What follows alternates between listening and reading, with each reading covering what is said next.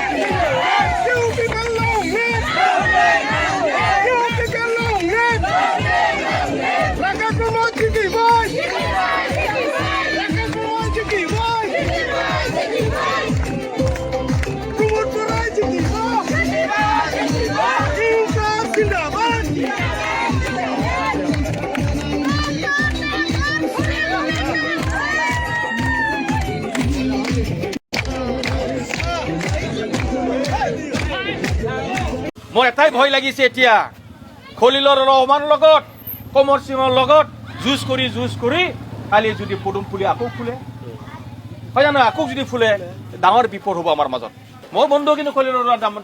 মই বেয়া বুলি নকওঁ তেখেতে ভাল বুলি কওঁ কিন্তু তেখেতে বিজনীৰ সমষ্টিত অলপ অংক কৰি চাব লাগিছিলে অলপ ষ্টাডি কৰি চাব লাগিছিলে খলিলুৰ ৰহমান ডাঙৰীয়াই যে বিজনী সমষ্টিত কিমান হাজাৰ মুছলমান আছে এই মুছলমানৰ অংক কৰিব লাগিছিল 52,000 আছিল কিন্তু এছাৰত মাত্ৰ 47,000 মুছলমান আছে 47,000 মুছলমান হল যদি হয় 90% যদি ফল হয় 40,000 ভোট হ'ব 40,000 যদি খলিলুৰ ৰহমানে পাই যায় তথাপি জিকিব নোৱাৰে অকল বড়ো কমপ্লিট বড়ো ভোট পালেও বড়ো জিকিব নোৱাৰি বিভিন্ন জাতি জনগোষ্ঠীৰ ভোট লাগিব খলিলুৰ ৰহমানে আজি মুছলমানৰ ভোট কমপ্লিট পালেও তেওঁ জিকিব নোৱাৰে জিকাৰ অংক নাই গতিকে তেখেতে অলপ অংক কৰি চাব লাগিছিল মোৰ এটাই ভয় লাগিছে এতিয়া খলিলুৰ ৰহমানৰ লগত কমৰ সিঙৰ লগত যুঁজ কৰি কালি যদি পদুম ফুলি আকৌ ফুলে হয় জানো আকৌ যদি ফুলে ডাঙৰ বিপদ হ'ব আমাৰ মাজত এইটোৰ কাৰণে এই আমাৰ আজি মিটিঙৰ যোগেদি মই খলিলুৰ ৰহমান সাহেবক মই অনুৰোধ কৰিব বিচাৰিছো প্লিজ বিজনী উন্নয়নৰ স্বাৰ্থৰ কাৰণে আৰু বিজেপিক ইয়াৰ পৰা উৎখাত কৰাৰ স্বাৰ্থৰ কাৰণে আপুনি অলপ হ'লেও সংযম হওক কাৰণ মুছলমানবাসী ৰাইজক বিজেপিয়ে কি কৰিছে কি কৰা নাই তেখেতক ক'বলগীয়া কথা নাই তেখেতে জানেই এইটোৰ কাৰণে মই মুকলিভাৱে তেখেতক অনুৰোধ কৰিম তেখেতে অলপ সংযম হওক মই কিন্তু বেয়া নাপাওঁ ভাল পাওঁ কিন্তু জিকাৰ অংক নাই গতিকে তেখেতে বহিব লাগিব কিন্তু মানে এনেকুৱা ধৰণৰ যদি তেখেতে পদক্ষেপ লয় যে জিকিবতো নোৱাৰো মই কাৰোবাক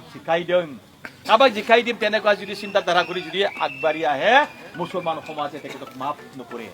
মাফ নকৰিব কিন্তু সেই কথা চিন্তা কৰাটো ভাল প্ৰত্যেকবাৰে যিমানবাৰ MCLA হৈছে যিমানবাৰ খেলিছে মুছলমান মানুহৰ ভোট মেক্সিমাম পাই পেলাই জিকিছে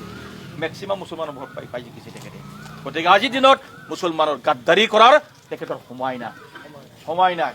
মুছলমানৰ হৈ ভাল কাম কৰিব লাগিব কিন্তু আজি কিয় তেখেতে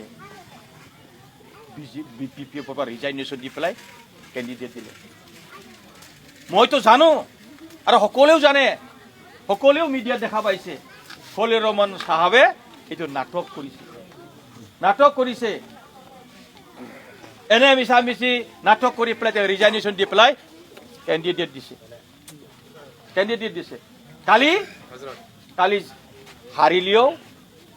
জিকিলেও তেওঁ আকৌ BPF-ত যাব BPF চৰকাৰ আছে যিটো যাব আকৌ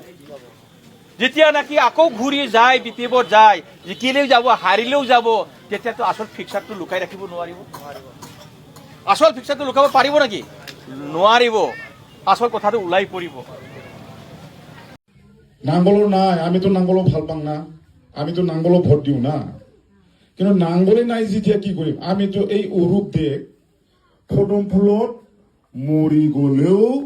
আপোনাৰ মুছলমান মানুহ আৰু আমি বড়ো মানুহ কেতিয়াও ভোট নিদিয়ে আশা কৰি লাভ নাই গম পাইছে আৰু মই কেনেকৈ মই নাঙ্গলৰ পৰা নহৈ এই জাহাজত হ'ল এইটো কাহানী আছে যিহেতু এই BTCৰ ভিতৰত 15টা MLA সমষ্টি আছে আমাৰ BTC NDA লগত মৃত্যুতা হোৱাৰ কাৰণে কি হৈছে ভাগ বিতৰণ হৈছে চুক্তিবদ্ধ হৈছে NDA লগত যে 11টা সিটটো BPF খেলিব আৰু 4টাটো পদম ফুল খেলিব BJP খেলিব সেই 4টাৰ ভিতৰত আমাৰ দুৰ্ভাগ্য কপাল বেয়া আমাৰ তাত আমাৰ এই 20 নম্বৰ বিধানসভা সমষ্টিহে পৰি গ'ল এতিয়া কথা হ'ল কি আমাৰ নিচিমা